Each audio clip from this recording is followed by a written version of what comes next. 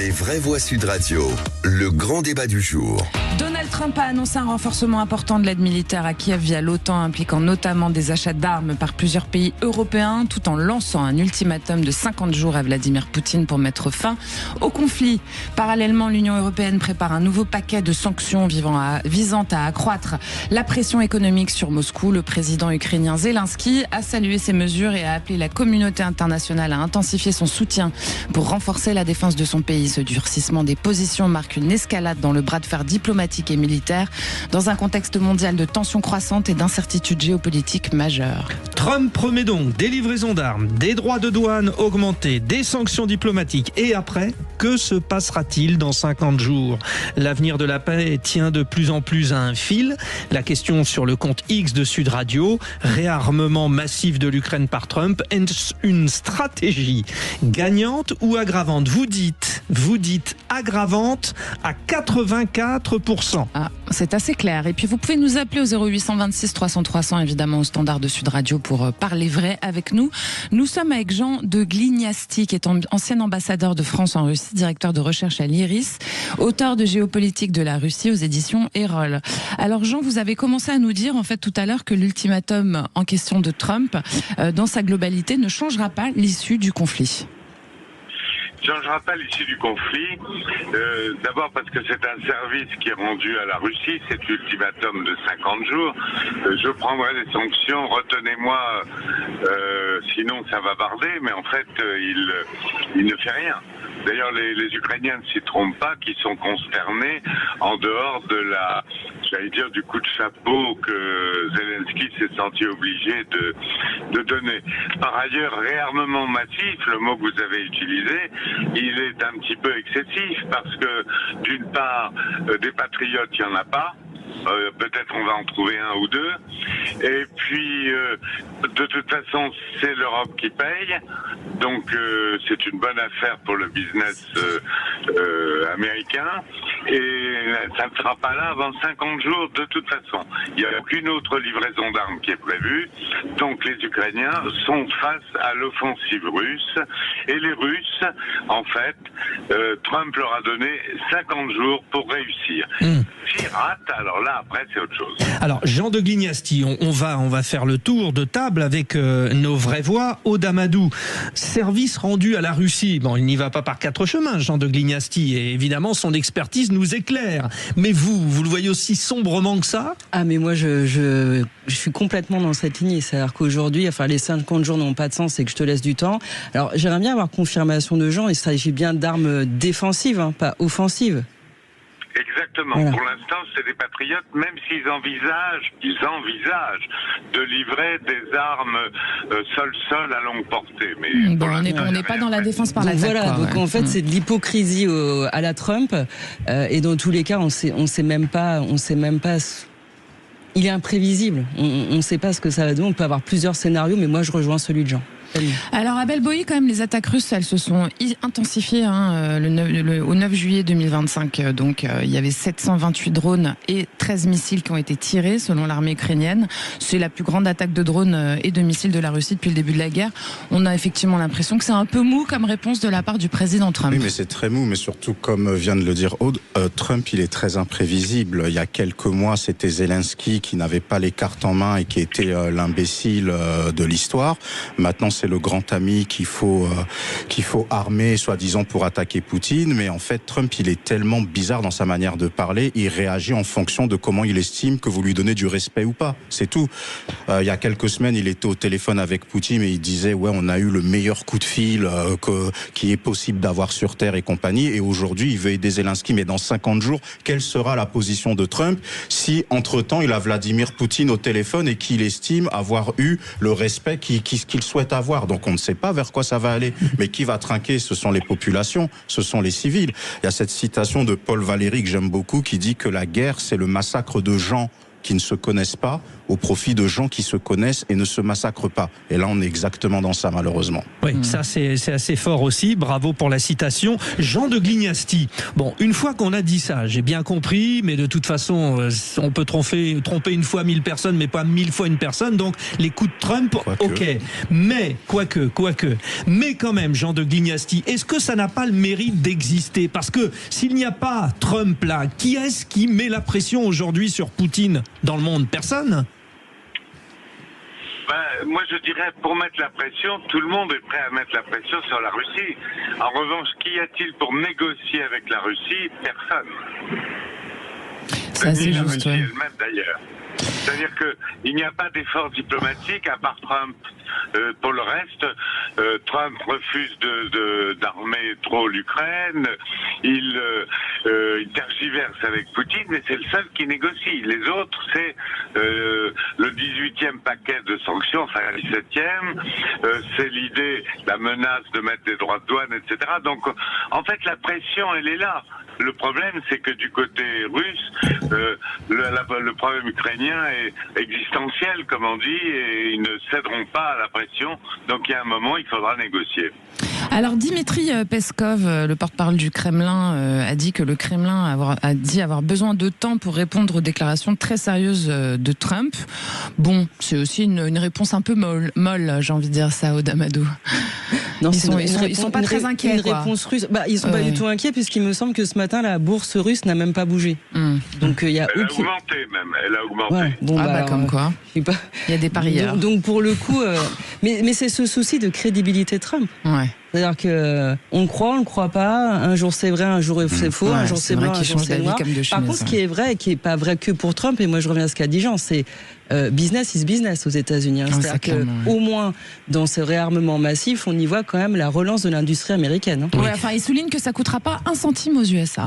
Enfin, quand même, justement. Dans ce que Judith, vous venez de dire, Judith, là, sur la réaction effectivement en demi-teinte côté moscovite, mais ce n'est pas une réaction de personnes en conflit. C'est comme si les Russes prenaient acte de ce que disait Trump dans une volonté de dialogue.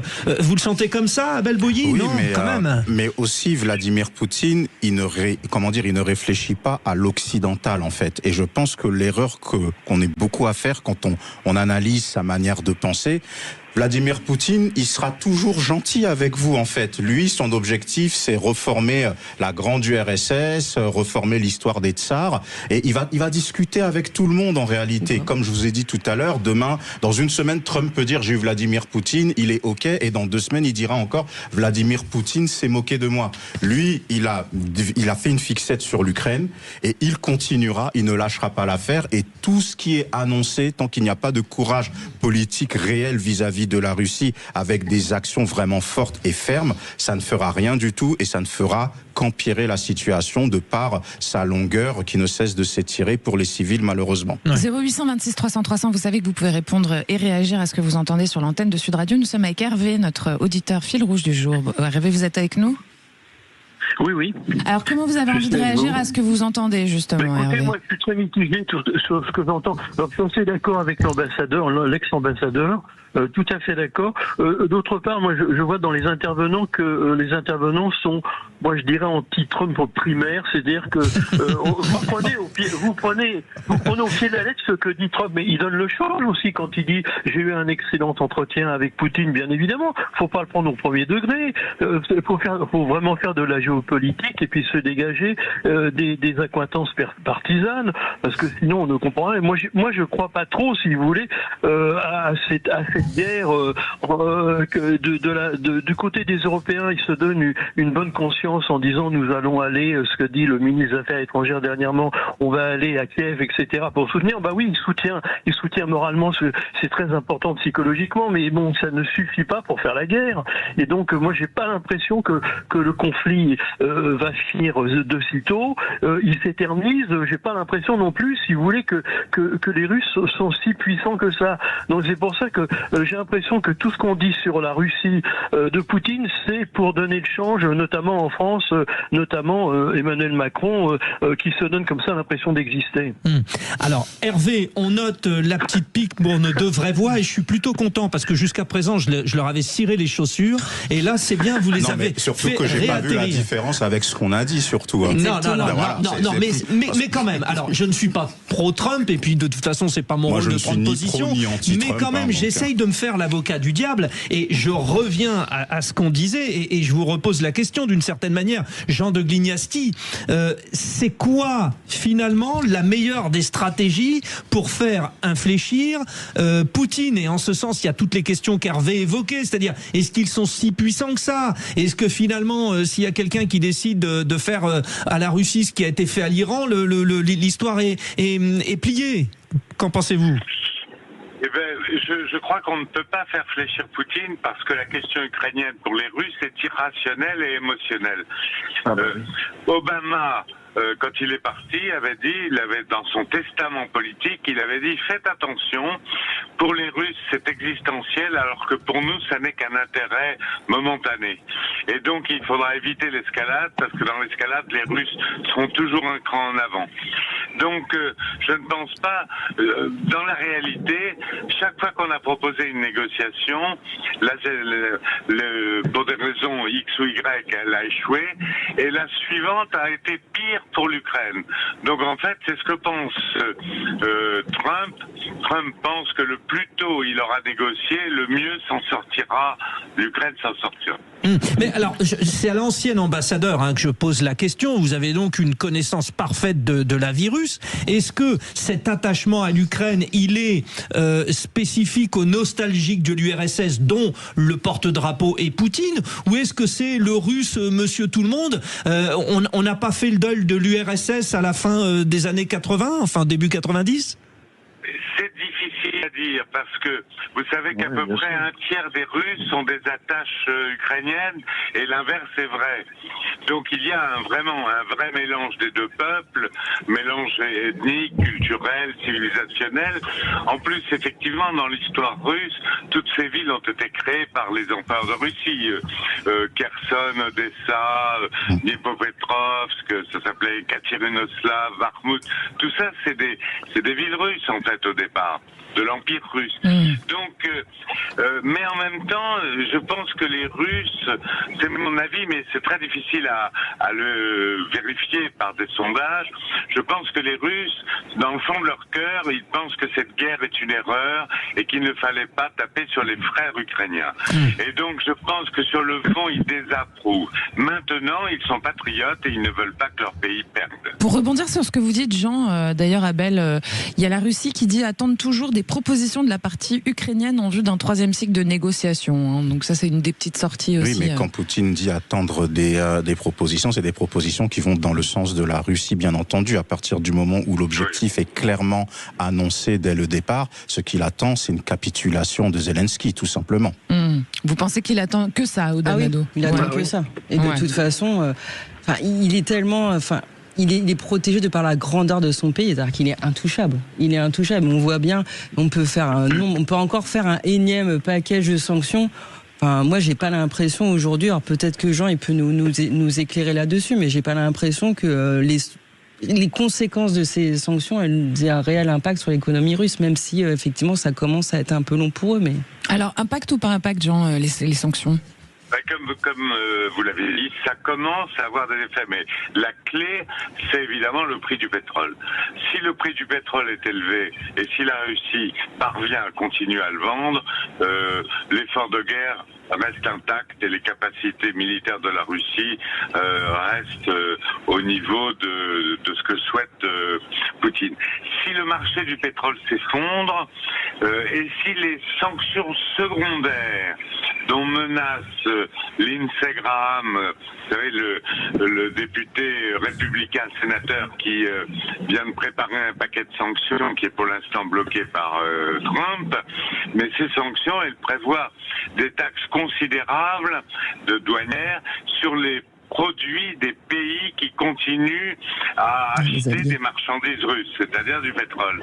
Et ça, évidemment, c'est extrêmement dissuasif, alors que l'Inde achète à multiplier par plus de 10 ses importations de pétrole russe, et que le pétrole, plus que le gaz d'ailleurs, est le cœur des devises que la Russie obtient pour soutenir son effort de guerre. Bon, alors, merci pour ces éclairages ô combien importants. On a, de l'avis même d'Hervé, notre auditeur fil rouge, 2 anti-Trump primaires, nos 2 vraies voix, Aude Amadou et Abel Boilly. Pour conclure, chacun, vous deux, Abel, on commence par vous, est-ce qu'on ne peut pas espérer quand même dans l'action de Trump quelque chose qui fasse basculer un jour ce conflit ?